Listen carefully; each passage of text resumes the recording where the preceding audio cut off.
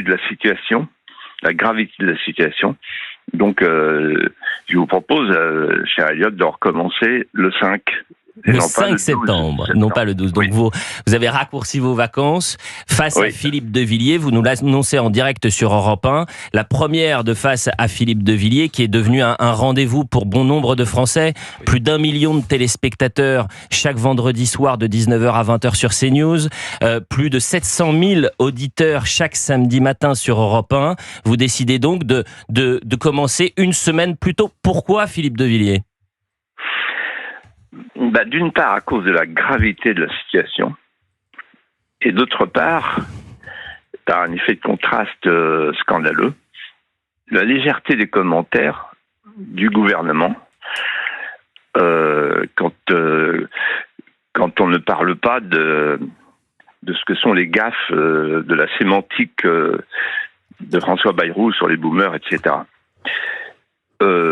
Il y a un contraste entre la gravité et la légèreté. La gravité de la situation et la légèreté du commentaire. On fait comme si on vivait une crise budgétaire, même une crise financière, même une crise parlementaire. Non, c'est beaucoup plus grave que ça. Et en fait, moi, je voudrais répondre à quelques questions avec vous, Elliot. La première, c'est dans quel état est la France ? La deuxième question, c'est la faute à qui ? Puisque apparemment c'est la faute aux Français. C'est aux Français de payer les erreurs de nos politiciens. Et je raconterai comment j'ai rencontré à la sous-préfecture de Vendôme le président de la République de l'époque, Valéry Giscard d'Estaing, qui m'a dit, vous savez Philippe, on est à 39% de prélèvement. Là, vous avez un économiste chevronné sur votre plateau et talentueux que je regardais hier soir. Eric Revel.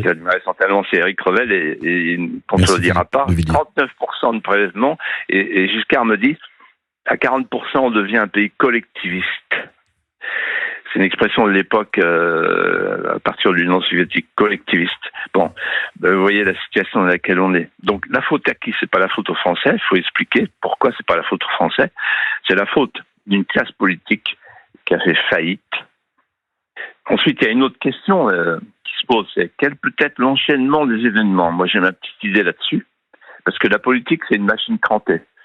Vous voyez, mais il n'y a pas de cran arrière, c'est que des crans avant, on en parlera. Et puis surtout, si je reviens, c'est parce que j'ai écrit un livre, qui est à la fois un livre sur le drame de la France et sur la seule voie d'avenir pour que la France ne meure pas. La France est au bord du gouffre. Et il faut la sauver. Comment faire pour la sauver ? Voilà. Eh bien, écoutez, c'est un plaisir de vous retrouver, cher Philippe de Villiers. La semaine prochaine, donc, c'est une exclusivité que vous nous annoncez ce matin. Donc, la semaine prochaine, le 12 septembre sur... non, le 5 septembre. Le 5 septembre, justement, sur CNews. De 19h à 20h. Et le 6 septembre sur Europe 1, bien sur évidemment. De 10h à 11h. Il y a une dernière raison. Oui. Laquelle ? Il y a une autre raison. Allô ? Oui, je vous écoute attentivement, Philippe. L'autre raison, c'est qu'en fait, vous, Elliot et Geoffroy, vous m'avez manqué. Je me suis dit, allez, voilà. Et je dirais pas que j'ai reçu des pressions. Vous n'avez pas le droit de dire ça. Mais ça y ressemble quand même un peu. Hein. Personne vous a appelé quotidiennement pour vous dire de revenir plus tôt. Ça, c'est impossible. Et vous savez, la différence entre un politicien et moi, c'est que un politicien, les journalistes de CNews, ils n'ont pas du tout envie de lui parler, pas du tout envie de le voir. C'est le journaliste, c'est le politicien qui s'impose. Alors moi, c'est l'inverse. On vient me chercher. Et c'est vrai qu'on a pu... Mais vous savez, Philippe, on en parlera évidemment dans notre émission, mais vous ne vous rendez peut-être pas compte à quel point le rendez-vous du vendredi soir sur CNews et du samedi matin sur Europe 1, face à Philippe de Villiers, votre émission, est devenue en quelque sorte une boussole pour bon nombre de Français. Il faut bien expliquer aux auditeurs d'Europe 1. Vous prenez l'audience du vendredi soir sur CNews. Vous pouvez additionner les 3 concurrents, LCI, France Info et BFM, vous n'arrivez presque pas la moitié de l'audience de Philippe de Villiers. Et tout l'été, cher Philippe, les gens me parlaient de vous, me demandaient eh bien comment vous alliez, bien sûr, et quand est-ce qu'allait reprendre cette émission. C'est-à-dire que en ces temps troubles, eh bien, vous avez peut-être la possibilité et vous arrivez à amener un espoir, une espérance à ces Français qui sont dans le doute depuis bien trop longtemps. Moi, j'ai vu beaucoup de Français cet été et qui venaient vers moi spontanément. C'était très touchant. Et en fait, ils disaient tous la même chose. Ils disaient merveilleuse émission, on est accro, etc. Bon, ça me faisait plaisir. Et d'ailleurs, ils disaient tous c'est formidable, Elliott, Geoffroy, voilà. Bon, c'est surtout pour vous qui regardent. et ensuite, ils disaient vous croyez qu'on peut s'en sortir? C'était ça, en fait, la question qui revenait tout le temps. Vous vous rendez compte où on en est? Vous croyez qu'on peut s'en sortir? Voilà. Vous savez, il y a le petit boulanger, mon boulanger, qui dit moi, je peux plus payer ma facture d'électricité. Voilà. Et j'entendais Eric hier qui disait très bien, voilà, on a suivi l'Allemagne, etc. Bon.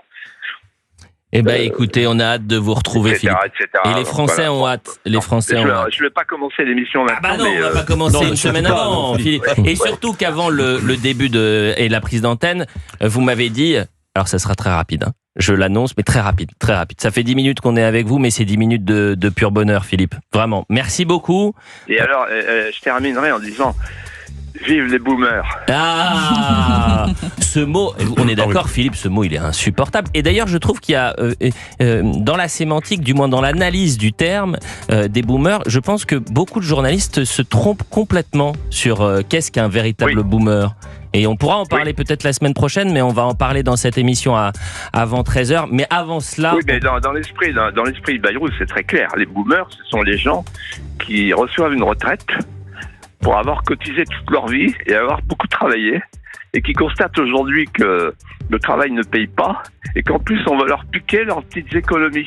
Faut pas déconner, non? Bah écoutez, on ne déconne pas ici, bien évidemment. Merci beaucoup Philippe de Villiers, qui a donc annoncé en exclusivité son retour une semaine plus tôt. Ça sera donc la semaine prochaine sur CNews, le 5 septembre à 19h en direct sur CNews, et sur Europe 1 le 6 septembre à 10h